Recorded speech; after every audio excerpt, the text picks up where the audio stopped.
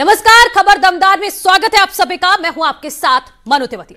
सबसे पहले बात करेंगे सीएम योगी आदित्यनाथ की, जो बनारस में है। विश्वनाथ कॉरिडोर की निरीक्षण करने वाले हैं सीएम योगी आदित्यनाथ। यहां पर स्वास्थ्य सेवाओं की भी समीक्षा करेंगे। सर्किट हाउस में फिलहाल सीएम योगी बैठक कर रहे हैं। अधिकारियों के साथ विकास कार्यों की समीक्षा की जा रही है सीएम योगी आदित्यनाथ द्वारा वाराणसी में।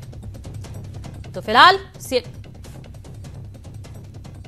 सीएम बनारस में है और हमारे सहयोगी उपेंद्र द्विवेदी हमारे साथ बनारस से जुड़ गए हैं। उपेंद्र, बताइए, जो बैठक चल रही है उसका एजेंडा क्या है और उसके बाद सीएम का क्या कार्यक्रम है?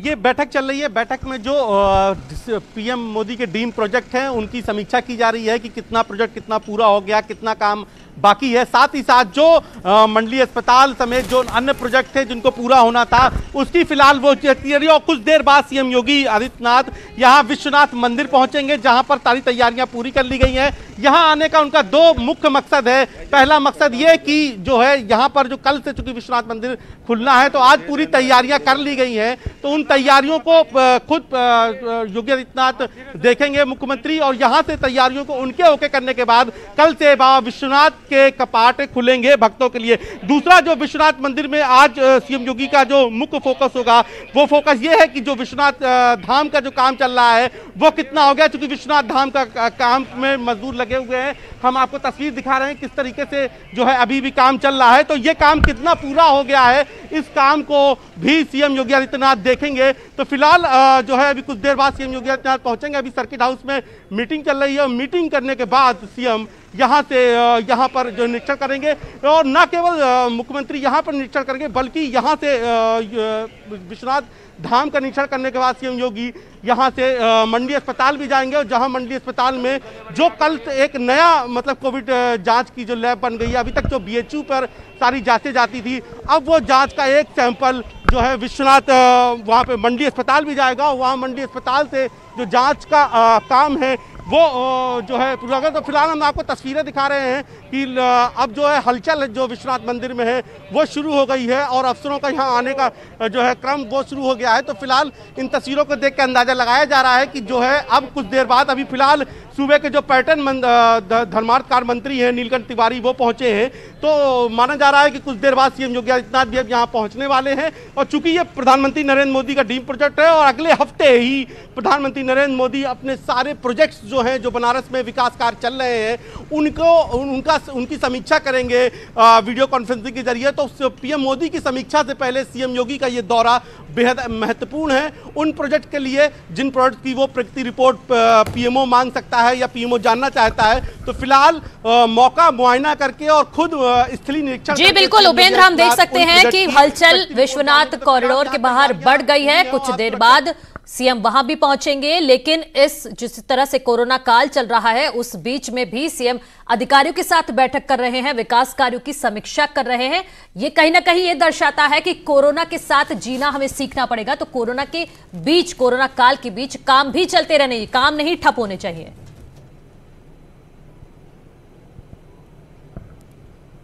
बिल्कुल बिल्कुल, यही एक बड़ी बात है कि सीएम योगी आदित्यनाथ ने जो है निरीक्षण शुरू कर दिया है। जैसे जिस तरीके से वो गोरखपुर थे, आज ही वो पूर्वी उत्तर प्रदेश के एक प्रमुख शहर आजमगढ़ में थे, अब वो बनारस में है। तो बनारस में माना जा रहा है कि अभी उनका निरीक्षण शुरू होगा और निरीक्षण की जो पहला पड़ाव है वो काशी विश्वनाथ मंदिर है, जहाँ पर वो कोरोना को लेकर जो एहतियात है, जिस तरीके से जो हर मंदिर को कुछ एहतियात बरतनी है, कुछ तैयारी करनी है, जिसके बाद ही श्रद्धालुओं के लिए मंदिर के कपाट खोले जाएंगे। तो वो तैयारियां क्या मुकम्मल हैं, वो तैयारियां क्या पूरी हैं, तो उन्हीं तैयारियों का जायजा लेने के लिए मुख्यमंत्री यहां पर आएंगे। और ये मैंने पहले भी जैसे बताया कि ये दौरा इसलिए महत्वपूर्ण है क्योंकि सबकी नजर है, सब भक्तों की भी नजर है कि कब उनको बाबा के दर्शन मिलेंगे। क्योंकि 20 मार्च के बाद से ही जो है मंदिर का कपाट भक्तों के लिए बंद कर दिए गए। बिल्कुल उपेंद्र, जिस तरह बिल्कुल ये दौरा महत्वपूर्ण है और जिस तरह से कार्यक्रम है उससे लग रहा है कि आज देर रात तक सीएम योगी बनारस में रहने वाले हैं। तमाम तस्वीरें हम अपने दर्शकों तक पहुंचाते रहेंगे। फिलहाल उपेंद्र, आपका बहुत शुक्रिया तमाम तस्वीरों को दिखाने के लिए। आगे बढ़ेंगे। आजमगढ़ पहुंचे सीएम योगी ने स्वास्थ्य सुविधाओं की समीक्षा की और कोविड-19 जांच सेंटर का उद्घाटन किया।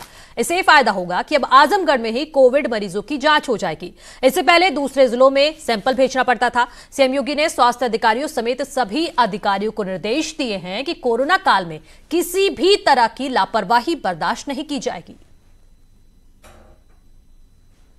हॉस्पिटल चल रहे हैं, कोरोना के जितने भी पेशेंट हैं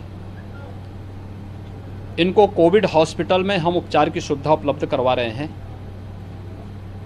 इसके लिए हमारे पास RT-PCR की सुविधा हर एक जगह मौजूद है। 15,000 टेस्ट प्रतिदिन वर्तमान में हम लोग करने की स्थिति में पहुंच चुके हैं और इसको तेजी के साथ आगे बढ़ाने की कार्रवाई चल रही है। लगभग प्रदेश के अंदर 4 लाख टेस्ट अब तक हम कर चुके हैं। 4 करोड़ से अधिक लोगों का मेडिकल स्क्रीनिंग का कार्य भी संपन्न हो चुका है। कोरोना उपचार से जुड़ी हुई लेवल 1, लेवल 2, लेवल 3 के 1 लाख से अधिक बेड उत्तर प्रदेश में वर्तमान में हमारे पास मौजूद हैं और हर जनपद में वेंटिलेटर की सुविधा भी हम लोगों ने आज के दिन पे उपलब्ध करवाई है। वहीं यूपी सरकार के स्वास्थ्य मंत्री जय प्रताप सिंह देवरिया के जिला अस्पताल का उन्होंने निरीक्षण किया। इस मौके पर जिला अस्पताल में कई मरीजों और तीमारदारों से उन्होंने हालचाल जाना। इस मौके पर कई फर्जी अस्पतालों को लेकर लोगों ने शिकायत भी की है उनसे, जिसको लेकर स्वास्थ्य मंत्री ने तत्काल जांच के आदेश दिए हैं। इस मौके पर स्वास्थ्य मंत्री ने डीएम, एसपी समेत स्वास्थ्य विभाग के अधिकारियों के साथ बैठक कर कोरोना को लेकर दिशा निर्देश दिए हैं। इस मौके पर उन्होंने नोएडा में इलाज के अभाव में गर्भवती महिला की मौत को दुर्भाग्यपूर्ण बताया। मशीन्स भी अब उपलब्ध करा दिए हैं हर एक जनपद चिकित्सालय में और उनके जांच होने से ये पता भी चल जाता है वो कोरोना है कि नहीं है, वो सब मालूम पड़ जाता है। इसलिए हमारे यहाँ तो हमने बिल्कुल सख्ती से कहा है कि कोई पेशेंट को कहीं भी माने नहीं छोड़ना है। अगर वो आता है हमारे दरवाजे पर, उसका कोई भी उसका लक्षण आता है, उसके बाद उसका ट्रीटमेंट करना जरूरी है। नोएडा की बात जो आप कर रहे हैं उसकी जाँच कमेटी तो बैठा दिया गया है। जिलाधिकारी के साथ बैठ के 3 सदस्य समिति है, वो 2-3 दिन में हमको रिपोर्ट आ जाएगी। वो एक दुर्भाग्यपूर्ण घटना था क्योंकि उसमें वो कई प्राइवेट हॉस्पिटल में जाने के बाद हमारे संयुक्त चिकित्सालय पर भी गए थे, जहां हमारे संयुक्त चिकित्सालय के लोगों ने उनको मना कर दिया, जो वो गलत था। मथुरा में ऊर्जा मंत्री श्रीकांत शर्मा ने बांके बिहार क्षेत्र में चल रहे विकास कार्यों की समीक्षा की। इस मौके पर योजना के तहत काम चल रहा है, जिसको लेकर श्रीकांत शर्मा ने अधिकारियों को आवश्यक दिशा निर्देश दिए हैं। साथ ही कोरोना संक्रमण के बचाव को लेकर भी अधिकारियों के साथ विचार विमर्श किया है। आज से खुलने वाले शॉपिंग मॉल और मंदिर खुलने को लेकर कहा है कि आपस में बातचीत कर प्लान बनाकर लोग फैसला कर लें, ताकि लोगों को कोरोना से बचाया जा सके। एक तरफ जहां व्यवस्था को पटरी पर लाने की कोशिश कर रहे हैं, दूसरे सामने चुनौतियां भी बहुत हैं। अभी संकट है, संकट टला नहीं है। तो लॉकडाउन में जो सावधानियां हमने बरती हैं उससे कहीं ज़्यादा सावधानी अब बरतने की आवश्यकता है, क्योंकि अब सब चीज़ें खुल रही हैं और इसमें जो 2 गज की दूरी का एक जो हमारा आदरणीय प्रधानमंत्री जी का जो आह्वान है उसका हमको पूरी तरह से अनुपालन करना। और इसी बीच बड़ी खबर दिल्ली से आ रही है। दिल्ली के एलजी ने दिल्ली सरकार के फैसले को पलट दिया है। अनिल बैजल ने कैबिनेट के फैसले को बदला है और कहा है कि दिल्ली में सभी राज्यों के मरीजों का इलाज होगा। आपको बता दें कि दिल्ली कैबिनेट ने यह फैसला किया था कि दिल्ली में सिर्फ दिल्ली वालों का ही इलाज होगा, लेकिन अब यह फैसला पलट दिया है एलजी ने। उन्होंने कहा है कि दिल्ली सबकी है, हर हिंदुस्तानी की दिल्ली है, तो दिल्ली में सभी का इलाज किया जाएगा। इस वक्त की बड़ी खबर हम आपको बता रहे हैं, जो दिल्ली से हमें मिल रही है कि दिल्ली के एलजी ने दिल्ली सरकार के फैसले को पलट दिया है। रचना उपाध्याय हमारी सहयोगी ज्यादा जानकारी के साथ जुड़ गई है। रचना, बताइए क्या जानकारी है? देखिए, जिस तरीके से अरविंद केजरीवाल सरकार की कैबिनेट ने कल एक फैसला लिया था कि दिल्ली के जो तमाम सरकारी अस्पताल हैं और प्राइवेट अस्पताल हैं उसमें सिर्फ दिल्ली वालों का ही इलाज हो सकेगा और इसके साथ ही केंद्र सरकार के जितने भी अस्पताल हैं उसमें सभी लोग अपना इलाज करवा पाएंगे। हालांकि अरविंद केजरीवाल ने ये साफ किया था कि जो बड़ी है स्पेशल सर्जरी है उसके लिए बाहर से लोग प्राइवेट अस्पताल में आकर इलाज कर सकेंगे। लेकिन अब दिल्ली सरकार के लिए एक बड़े झटके की बात ये सामने आ रही है कि जो एलजी है उन्होंने इस पूरे फैसले को पलट दिया है। अब दिल्ली में जितने भी अस्पताल हैं उस सभी अस्पतालों में सभी लोग अपना यहाँ पर इलाज करवा पाएंगे। तो ये जो अन्य राज्यों के लोग हैं उनके लिए एक राहत की खबर है, लेकिन दिल्ली सरकार के लिए एक जरूर सेटबैक यहाँ नजर आ रहा है। ये जी रचना, फिलहाल बहुत शुक्रिया आपका तमाम जानकारी के लिए। तो दिल्ली सरकार के लिए बेहद ये झटका जरूर हो सकता है, लेकिन लोगों के लिए जरूर राहत भरी खबर है। आगे बढ़ते हैं। शिवपाल सिंह यादव ने समाजवादी पार्टी के राष्ट्रीय अध्यक्ष अखिलेश यादव को एक पत्र लिखकर धन्यवाद दिया है। उन्होंने अखिलेश के नेतृत्व की तारीफ की है। दरअसल समाजवादी पार्टी से विधायक शिवपाल की विधायकी समाप्त करने की याचिका वापस ले ली गई है, जिसके बाद शिवपाल यादव ने अखिलेश यादव का आभार जताया है।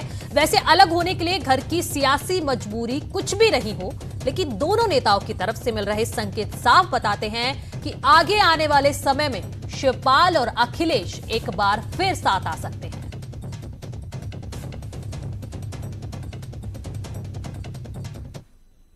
समाजवादी कुनबे से जुड़ी हुई लखनऊ से एक बड़ी खबर है। शिवपाल सिंह यादव ने एक पत्र लिख करके अखिलेश यादव को कहा है कि जसवंत नगर सीट से उनकी विधायकी को लेकर के जो एक आवेदन किया गया था समाजवादी पार्टी ने, जिसको वापस लिया है, उसके लिए न सिर्फ उनको धन्यवाद दिया है, बल्कि अपने पत्र में उन्होंने कहा है कि अखिलेश यादव के नेतृत्व में एक नव राजनीतिक चेतना की संभावना नजर आ रही है। तो क्या माना जाए कि समाजवादी कुनबे में तमाम बर्फ गलने की दिशा में बढ़ रही है आगे, या फिर विधानसभा चुनाव के मद्देनजर चचा भतीजा एक होंगे, या फिर दोनों में जिस तरह से अखिलेश यादव लगातार गठबंधन और छोटे दलों के साथ चुनाव लड़ने की बात कहते आ रहे हैं, उन तमाम चीजों पर मुहर लगेगी। कैमरा पर्सन गोपी गिरी के साथ अलाउद्दीन, न्यूज़ 18 लखनऊ। वैसे आपको बता दें कि जो तस्वीर सियासी जमीन पर बदलती हुई दिखाई दे रही है, वो एक दिन में नहीं बदली है, बल्कि इस तस्वीर के सामने आने से पहले अखिलेश यादव ने 4 तारीख को न्यूज़ 18 से खास बातचीत में संकेत दिए थे। अभी शिवपाल जी ने भी बुलाया आपको लोहिया ट्रस्ट बिल्डिंग के उद्घाटन में, तो शिवपाल जी भी की पार्टी भी होगी या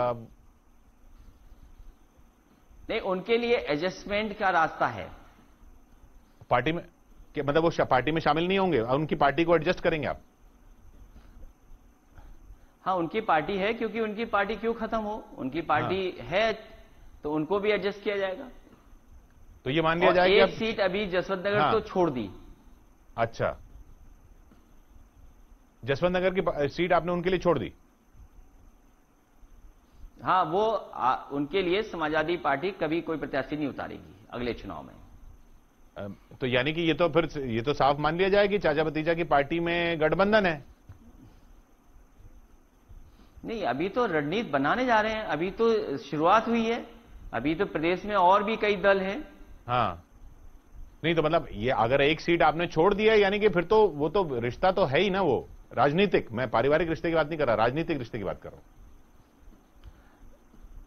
देखिए, एक सीट का हाल फिलहाल जसवंत नगर छोड़ दी उनके लिए, ठीक है, और आने वाले समय में चुनाव जब होंगे तो किस तरीके से कैसे क्या रास्ता निकले, उस दिशा में अन्य दल जो उत्तर प्रदेश के, उनको भी एडजस्ट किया जाएगा। तो चलिए अब आपको वो पत्र दिखाते हैं जिसको शिवपाल यादव ने लिखा है। उन्होंने पत्र में लिखा है कि आपके आग्रह पर विधानसभा अध्यक्ष द्वारा मेरी विधानसभा सदस्यता खत्म करने के लिए दी गई याचिका को वापस कर दिया गया है। इस स्नेहपूर्ण विश्वास के लिए आपका कोटिश आभार। निश्चय ही ये पत्र एक राजनीतिक परिघटना नहीं है, बल्कि आपके इस तरह के स्पष्ट, सार्थक और सकारात्मक हस्तक्षेप से राजनीतिक परिधि में आपके नेतृत्व में एक नव राजनीतिक विकल्प और नवाक्षर का भी जन्म होगा। ब्रेक के बाद स्वागत है आप सभी का। कांग्रेस महासचिव प्रियंका गांधी ने यूपी सरकार को 69,000 शिक्षकों की भर्ती में गड़बड़ी को लेकर हमला बोला है। उन्होंने इसकी तुलना मध्य प्रदेश में हुए व्यापम घोटाले से की है। प्रियंका गांधी ने चेतावनी देते हुए कहा है कि अगर इस मामले में न्याय नहीं हुआ तो कांग्रेस आंदोलन करेगी। उन्होंने अपने ट्वीट में लिखा है, 69,000 शिक्षक भर्ती घोटाला उत्तर प्रदेश का व्यापम घोटाला है। इस मामले में गड़बड़ी के तथ्य सामान्य नहीं है। डायरियों में छात्रों के नाम, पैसे का लेन देन, परीक्षा केंद्रों में बड़ी हेरफेर, इन गड़बड़ियों में रैकेट का शामिल होना, ये सब दर्शाता है कि इसके तार काफी जगहों पर जुड़े हैं। मेहनत करने वाले युवाओं के साथ अन्याय नहीं होना चाहिए। सरकार अगर न्याय नहीं दे सकी तो इसका जवाब आंदोलन से दिया जाएगा।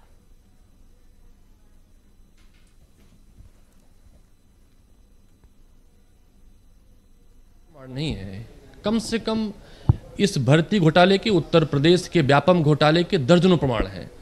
परीक्षा होने के पहले परीक्षा के जो प्रश्न हैं लीक हो जाते हैं, सोशल मीडिया पे, व्हाट्सएप पे, अखबारों तक पहुंच जाते हैं। इसमें लोगों से धनुगाही की जाती है। जिनके मेरिट में नंबर होते हैं, मार्कशीट होती हैं, उनको परीक्षा में शामिल नहीं हो जाता है और पैसे के लेन देन के प्रमाणिक तथ्य मिलते हैं। और इस प्रमाणिक तथ्य में भारतीय जनता पार्टी समर्थित कई ऐसे दलालों के नाम मिलते हैं जिनके तार सीधे सरकार से जुड़े हुए हैं। तो कांग्रेस पार्टी का सवाल उठाना लाजमी है। आज हमारे प्रदेश का युवा परेशान है, वो पढ़ाई करता है, मेहनत करता है, सरकार उसकी परिश्रम पर का गला घोटती है।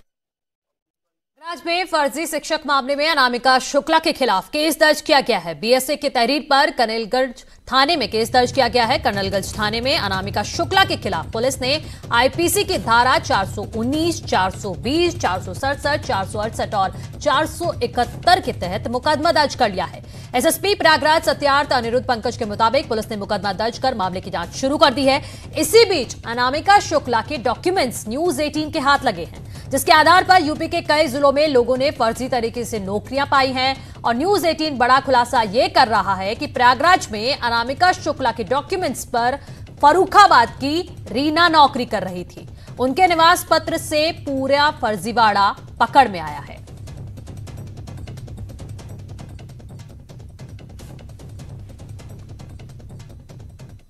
इसकी जांच कराई तो ये पाया गया कि वो फर्जी डॉक्यूमेंट के आधार पे है, तो उसके खिलाफ हम लोगों ने कनेलगंज थाने में जो है एफआईआर कराई है।